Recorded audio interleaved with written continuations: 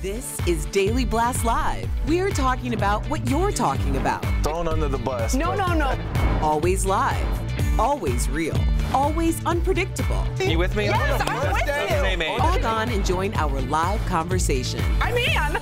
Tori just won't let it go. DBL starts right now. Welcome to DBL. It's Friday. Yes, March 22nd. We are live and we're talking about what you're talking about right now. I'm here with Tori, Bo, Brandon, and I am Sam. Let's get started. Tensions in Washington are high right now as everyone on both the left and the right wait for the end of the Mueller investigation.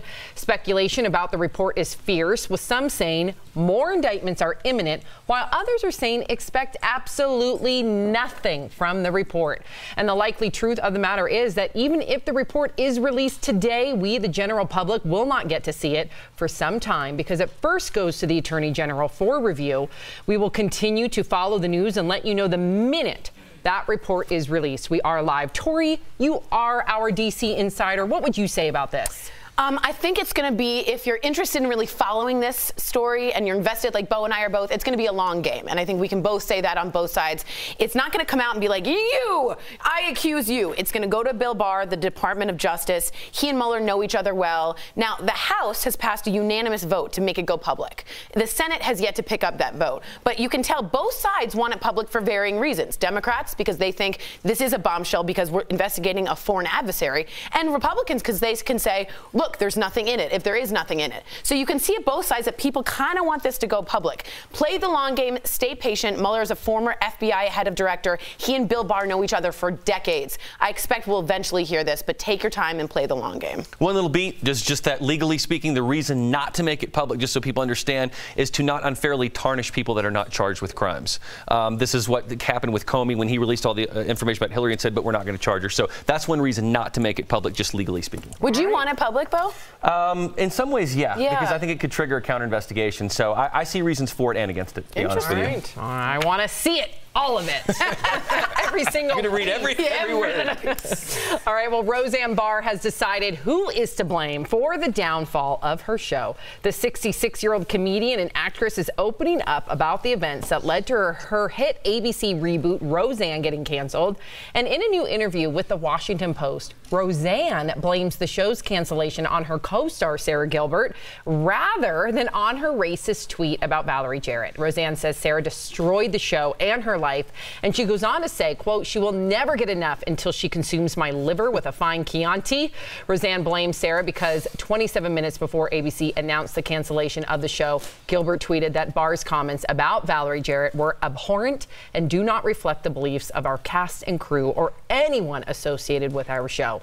In response to Roseanne today, Sarah told the Washington Post, quote, I'm extremely disappointed and heartbroken over the dissolution of the original show. She will always be family, and I will always love Roseanne. Classic. When they go low, we go high. You know, I have to be on Sarah Gilbert's team because Roseanne, 66 years old, you're a grown woman. You got repeated warnings from the network, your PR team, showrunners, executive producers. It's in your contract. It's in your contract. Your own son tried to reset your password on your Twitter so you wouldn't tweet it out. Right now, it's the thing. We can love her for the talent that she was, but she is destroying her legacy. What do you say about legacies, Bo? They're always up for debate. And hers is going to be up for debate when that day comes. You know what I find ironic about that, too, is the tweet she said is that Sarah Gilbert will never get enough. I think Roseanne won't get enough. She can't stop herself, and at some point, this is an addiction. I'm sure Drew Pinsky can say being on Twitter is some kind of an addiction at some point. Sarah Gilbert, no one can blame Sarah Gilbert. She's been great for the show, and she's always supported Roseanne. Would you look at Roseanne differently, Bo, if Roseanne took ownership? Yeah, I would. I mean, I think what she did was a big mistake. Yeah. But, however, I would like to say that, you know, she lost her show and arguably a large part of her career, maybe her entire career to this. Do you not think, with you guys as more liberal-leaning people, that there are tweets by liberal actors that should also cause concern? Do you see what I'm saying? Yeah. Yes, but I think with Michael Rappaport, Jussie totally. Smollett, and I agree, I hear you. Consequences. Yes, well, but Jussie Roseanne, Smollett is right. Jussie Smollett is facing only the consequences. Now. Yeah, but had that not been, we'd not learned that. And I would remember, say everyone was piling on. But Roseanne, for me, has had evidentiary case of tweets built up. She said some. Agreed. But when she gets farther and farther and farther, and then in your contract it says if you make another tweet, you're going to be broken. But Bo has a point. I think it needs to go across the field. I don't care if you're Democrat. I don't care if you're conservative. It should be. Yeah, kind of like, think about the things that are said about Sarah Huckabee Sanders, about her appearance, not Kellyanne Conway. But that's not in their contract. It's not racist either. Right, it's not racist, and it's not in their contract. This woman was told, do not say anything. But the gravity of what's being said, it just seems one-sided to me, that they don't face consequences for things they say about the right wing. I also think, though, really quickly, that there is a difference between, I don't agree with anybody attacking someone's looks, but, you know, our president attacks people's looks. Right. There's a difference between attacking someone's looks and then saying something racist. She said something horribly racist about monkey and black people. That's a historical context. Let's not be blind to it. But if a liberal did it, fire them too. I don't care what political affiliation you are. So I agree absolutely. With you. We are continuing to follow the college admission scam. Wow. And today there is new fallout, if you could believe it. The UCLA men's soccer coach has resigned following the indictments last week. He allegedly took a bribe totaling $200,000 as part of the college admission scam. One of the students he allegedly helped out was the girl Lauren Isaacson, who was passed off as a soccer recruit despite the fact that she did not play competitive soccer. And we're also learning about some more fallout for USC grads. Team Z reports officials are now looking to take away degrees from alums who got into the school through fraud. And an old interview is coming back to haunt Full House actress Lori Loughlin. Yep, she was indicted along with her husband, accused of paying a $500,000 bribe to get their two daughters into USC. Take a look at this interview from 2014. For me personally, before I even had children, I was always very thoughtful about projects that I chose for myself. I would say to myself, can my father watch this? And if my father couldn't watch it, I didn't do it. And then when I had children, I always thought, I don't want to do anything that one day might rear its ugly head and my children have to pay the price for that. That's called oy vey. That's an oy vey right there. What a hypocrite. What a hypocrite. Oh, my gosh. Yeah, I don't even know what to say about this. As I've said, I think the bribery tentacles run deep in this story. Yeah. But do you guys at all have a problem with publishing the photos of some of the students involved? Isn't that kind of shaming? Well, here's the thing. It is shaming, and I don't like public shaming. It's not her fault, really.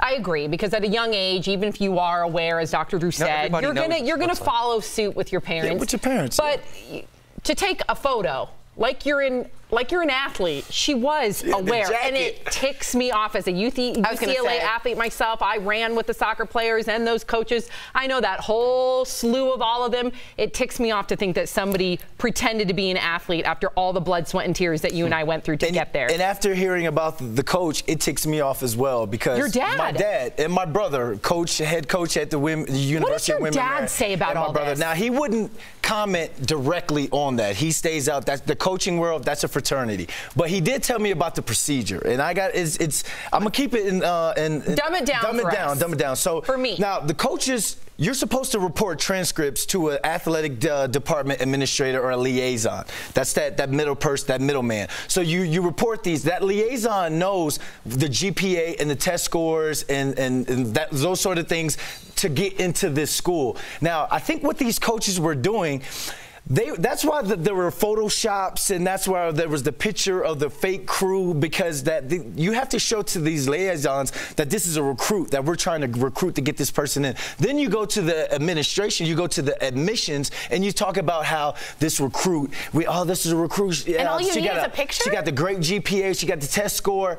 Well, they trust the coach, Tori. Wow. These trust the coach. These coaches start recruiting back when you're 13 years old, 14, 15 years old. So they trust when that coach marches in there and says, hey, this is Brandon London, and he's in his football attire. They trust. How many athletic directors and coaches do you think are sweating bullets right now across the country? A lot. I already checked for my swim coach. And I hope Cindy's okay. And some of these people indicted have been caught on the recording that William Singer did, saying, I'm so nervous if this ever got back, I would be murdered. So it's interesting. They were worried about it then. Get them all. Get them all. All right. Wow. Switching gears here. Today in New Zealand, thousands gathered to mark Friday's call to prayer, reflecting on the moment 1 week ago when 50 Muslim worshippers in 2 mosques were gunned down. Here's what New Zealand Prime Minister said at the service. The believers in the mutual kindness, compassion, and sympathy are just like one body. When any part of the body suffers, the whole body feels pain. New Zealand mourns with you. We are one. Earlier today, hundreds formed a human chain, locking arms around one of the mosques, forming a symbolic shield around Muslim worshippers who had gathered there. Wow, that's a moving, incredible picture. shot. And New Zealand women of all faiths wore headscarves as a symbol of unity. One woman explains why she's wearing hers in solidarity with Muslim women who wear hijabs. My primary reason was that if anybody else turns up waving a gun, I want to stand between him and anybody he might be pointing it at. And I don't want him to be able to tell the difference, because there is no difference. Oh my God. Are you kidding me? I know. So not only did they broadcast the call to prayer nationally, so everyone heard, biker gangs, rival biker gangs came together, tattoos all over their faces, Maori. They locked hands to protect these people. And as you said in the meeting, Sam, leadership. It comes from the top and it trickles down. When you can have rival biker gangs, some not showing their faces with hoods and bandanas and sunglasses, locking arms to say no, no, this is unacceptable in our home. And not only that, so many people, at least Muslim people, I can't speak for them, but we know that they've been discriminated against for wearing hijab. Yep. To see people of all faiths proudly wearing hijabs, saying we stand with you, we are one, is exactly what our world needs, including this country right here. Yeah, because remember, Muslim-led groups raised over $200K for the funerals of the Tree of Life synagogue victims as well. So we're seeing this. Our people coming together. I think people are realizing that organized religion separates us in a way. But now that we live intertwined in a community, in society, we're all under one. We're realizing we're all one under person. one God. One God. Yeah, and you know, I unfortunately I had to bring up the story of Christians in Nigeria, but there's about 6,000 they believe have in genocide murdered by Fulani radicals and Boko Haram. So, you know, sadly, I mean, what happened in New Zealand, it's obviously tragic, but we're seeing this more and more in the world where religions are being persecuted and are being killed, and it's kind of like Rwanda. And at some point you have to say, I hope we stand in solidarity with all religions, because people are being persecuted for religious reasons. 1,000%. You know what I mean? So it's But I think this is an daily. example. I think it happens daily no matter what. Yeah. And that's the awful God reality. But I think we're seeing an example of how to deal with it. Yeah, in the Holocaust, there's a very famous story. You had to wear a gold star if you were a Jew. And a famous, I believe it was Denmark, a town, including the head of the town, wore the gold, all of the town wore it. And it's just like that woman wearing the hijab. I don't want you to be able to tell a difference between me and you. So we're reflecting back, and it's just wonderful. Everyone should be able to worship as they wish without fear of persecution or death. Amen. I do agree with that. Yeah. Well, DBL's Live will bring you breaking news as soon as it happens. Coming up, a man chose his dog over his own health, the touching reason why in today's Hart Threads. And you, the viewer, are our fifth host. Rumors are running wild that the Muller Report is about to hit. DBL Nation, what do you think? Will it be a bust? Will it be a bombshell? We're going to share your comments next. Best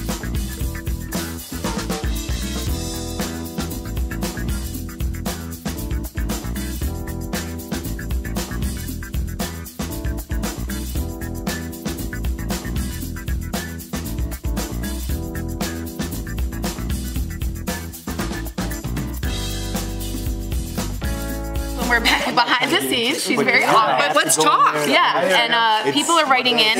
New Zealand has proven that they are there for their people. True display of humanity. Naomi, what an amazing moment to see in New Zealand. John Venturini, we can learn an awful lot from the incredible people of New Zealand. And Kevin Ang, this lady has me tearing up. A beautiful soul. I love how they're coming together and supporting one another. And whether or not you agree with banning or not, it is lovely to see a country unite like that. And to wear, it reminds me so much of those gold stars, to say, I don't want there to be a difference, because there is no difference. It reminds me a little bit, honestly, after, I mean, our biggest tragedy was 9/11. Remember how many people would get FDNY hats? And the flags out of the windows. There was a sense of Although Muslims were unfairly persecuted, discriminated against after 9/11. So unfortunately, we saw unity amongst white people. I mean, everybody tried to unify, but a lot of Muslim Americans were unfairly treated because they were Muslims after 9/11, and that was a big... That, I think, started a lot of people's The best news to me, honestly, is that I don't know if you guys saw it a couple days ago, but the caliphate is almost completely destroyed. And I'm just really happy that, as far as ISIS is concerned, that we have reduced it to scattered roaches, that it's not as territorially occupied as it once was, and that's been a big problem. So I'm just glad about that, because that's been bad. When you see black flags coming down in your neighborhood, and you know that was the flag that represented complete death, I'm glad to see it gone. I really am. ISIS has no place in the world. It's nice to just have a good moment for once and cry for a good reason. You know, crying gets the sad out of you. I learned that in pre-K. Crying gets the sad out of you? Yeah, it's from Free to Be You and Me. Does anyone seen that album? Oh, it's so good. Crying gets the sad out. Right?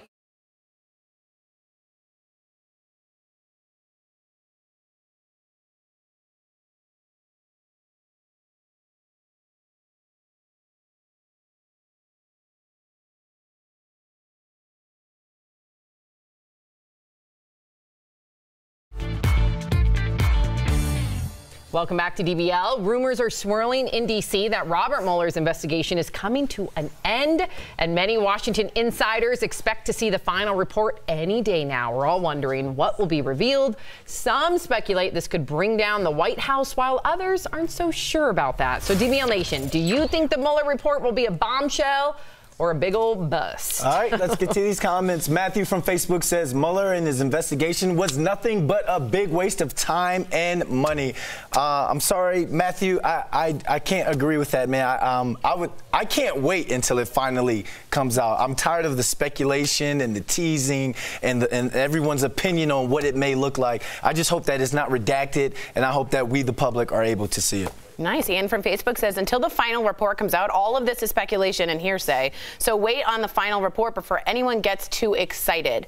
Yeah, you want to wait on it. I think, again, if you can listen to me, I get very excited very easily about little things, and I know I have to pace myself. Again, a long game. What is going to happen is Bill Barr, the Attorney General, will just tell the top Senate and House Republicans and Democrats some of what he wants to say, and then they can start their own outside inquiries. So again, play that chess game. Will they be able to look at it all? Yes. Every single senator? Bill Barr gets to see it all. He gets to decide what they see. Remember, it's going to the Department of Justice, not the Senate and the House. So it really is up to Bill Barr. But he is not a Trump guy or not a Trump guy. He is he's an unbiased guy in a way. Great. Yeah. Well, Bobby from Facebook says Trump loved leaks when it came from WikiLeaks. Let's see how he feels about them when the Mueller report leaks out. I agree with you, Bobby. I think the report's going to show complete collusion between Donald Trump and Vladimir Putin. That they were drinking Stoli vodka. That Russian prostitutes were hacking Pennsylvania voting machines, that Ivanka Trump was cloned by a Russian doll, and that all of these things are going to be impeachable, and that they're going to be replaced by Joe Biden and Bernie Sanders, sponsored by Efferdent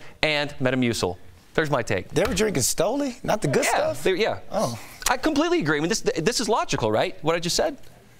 It's purely logical. I have no idea what you're saying. I think you just gave a bunch of like ultra extreme. Sam, there are people that feel that way. You know that. I'm just joshing you. Yeah. What era are we in? I was like, I'm an old school. I used to say joshing all the time. That's a good one. I'll bring it back. Okay, we got rid of their last comment. I'm so sorry we ran out of time. Do I have time to read it, or are we moving on? Okay. Well, thank you for sending in your comments, you guys. After more than a decade of performing in Vegas, a huge act is coming to an end. Let's get to Kelly Schubert with the details. Sam, it's the end of an era. Donnie and Marie Osmond are officially ending their Las Vegas residency. The brother and sister duo made the announcement this week after 11 years of performing there. The Flamingo says they started their show in Sin City in 2008 and planned for just a 6-week run. Now, their final performance will be November 16th, but don't worry, Donnie and Marie fans. The duo says they will still perform in some way. Wow, man, I want to go. I know our EP's going. Can we all go with you, Bert? Oh, sure. Yeah! Maybe we can do a field trip, a little DBL field trip. Vegas, here we come. What happens in Vegas stays in Vegas. Coming up on... Oh, I can't go. Darn it! Coming up on DBL, find out why a man defied doctors to save his dog. You won't want to miss this heartwarming story coming up next.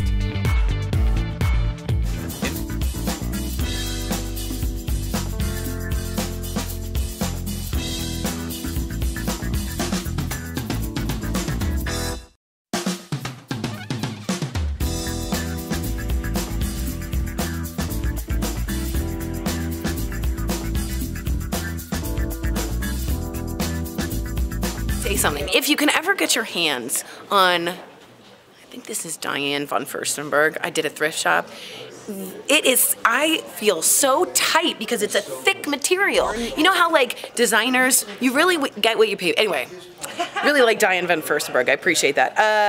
I think it's a bombshell, says XOOX, but to the public it'll be a bust. I think they're gonna take out a lot of information. Yeah, so if I can show you with these three guys, you are Mueller, okay? And you hand the report down to your Bill Barr. You're the Attorney General. Charles is big Bill Barr. Bill Barr gets to decide what Bill Barr is going to do. But what he first does is, come here you, he gives it first to the major players in the House and Senate. You're the major players of the House and Senate. Now, they can have their own inquiries, okay? They can do that. But this guy is everything. Now, he's not a Trumpian. You've never been a Trumpian, but you have known Mueller for a really long time. So our whole thought is Bill Barr going to make it public? Is he going to not? Is he going to keep it solid? He's a really to-the-book kind of guy, much like Mueller. They kind of grew up in that same George H.W. Bush way. So it's all up to the bar to find out what we know. But remember, outside inquiries can be made from anyone, or it could say nothing. It could say absolutely nothing. So again, no speculation, just trying to show you the way it could happen. All right, I hope you liked my Blaster Piece Theater. You're welcome.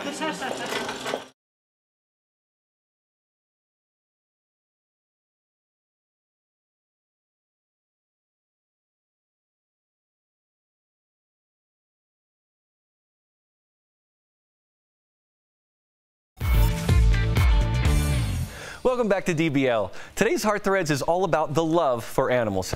Watch how one man risked his life to save his four-legged friend.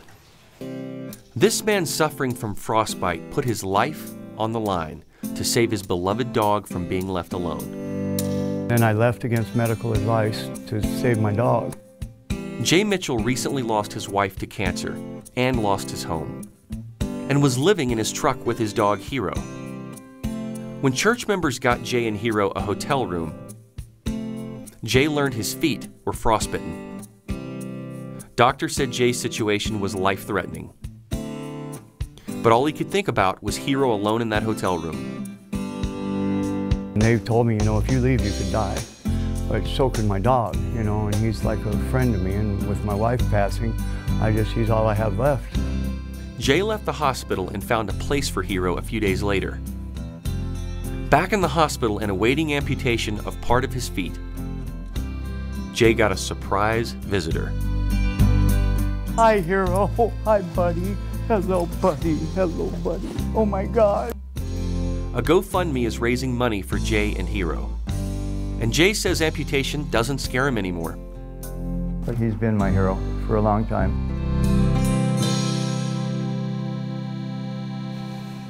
Hero, you're our hero. We will be right back. Promote. Ice-T, welcome to Daily Blast Live. How you feeling this morning? What's up, Al? What's happening, baby? I'm good. How does somebody go from releasing the first hip-hop album with the parental advisory warning sticker to now playing a hard-nosed detective on SVU? I have no idea. I mean, this is the furthest away from my life that I thought. I mean, you got to remember, before I started making those records, I thought I was just going to be in the streets my whole life. I thought, you know, my life was going to be some arch criminal that was always going to, you know, be one step ahead of the cops. Now here I am later on in life playing the police. I can say I had a lot of experience dealing with the police firsthand, but, you know, I mean, that's where one of my mottos come in. I say you don't guide life, you ride life. We've been talking about SVU, obviously, and I'm about to say this, but I can't believe it, but I guess it does make sense. The show's been on for 20 seasons. Will there be a 21st season, and are you just going to ride this out until it ends? Yeah, I'm black. I don't jump off a ship while it's still floating, Jack. You dig? I'm going to be on it till the wheels fall off. I mean, if we get one more, we haven't been officially picked up, but when we do get picked up, we'll stay positive. We will have broken the longest running television show drama in history of television. Now, one of my favorite parts of SVU is your friendship with Mariska Hargitay, or Detective Olivia Benson, as everybody knows her. Can you tell us one surprising fact about her that our fans like me wouldn't know? Mariska's real crazy. Like, you know, I mean, she acts real tough on the show, but she's funny. She loves to act like she can rap. She dances around. She could be a comedian. Your true crime show, In Ice Cold Blood, is back for a second season. Tell me, what got you into true crime? Because for real, it was my girl. Like, that's what you do on in the afternoons on the Sunday, is just watch City Confidential straight. So how did you get into it? Absolutely the same way. Coco was, I'm not lying. Coco watched Snap. So Snap, people out there, your listeners or your viewers know, Snap, if they don't know, it's a show about women killing their husbands.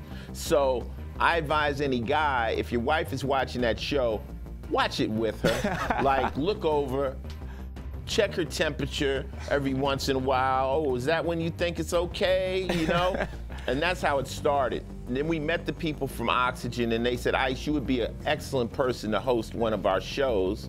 And I said, cool. So I said, you know, if I get to help create it. And so that's why I'm executive producer, and we based it off of sex, money, murder, and lust. And I wanted to hit it from a different angle, not from the cops' angle, but from how diabolical people are and how cold-blooded people could be, and what made them think that murder is a solution, like you're gonna get away with it. I'm from the streets. I grew up around a lot of tough people, but never in any of my conversations did anybody say, we'll just kill them. Everybody, that's the man, the legend, Ice-T. Thank you for joining us on Daily Blast Live. For more of Ice-T, catch new episodes of In Ice Cold Blood on Monday on the Oxygen channel. Thank you. Appreciate you, brother. Thank you.